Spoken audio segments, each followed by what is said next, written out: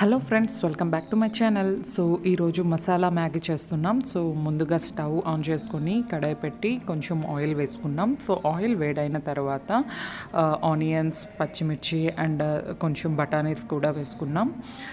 Green peas అన్నమాట. So అవి చక్కగా కలుపుకున్న తర్వాత ఆల్రెడీ మేము క్యాప్సికమ్ అండ్ క్యారెట్ కూడా చక్కగా స్లైసెస్ చేసుకున్నాము. సో చూసారు కదా. సో ఇవి కూడా చక్కగా కలుపుకోవాలి.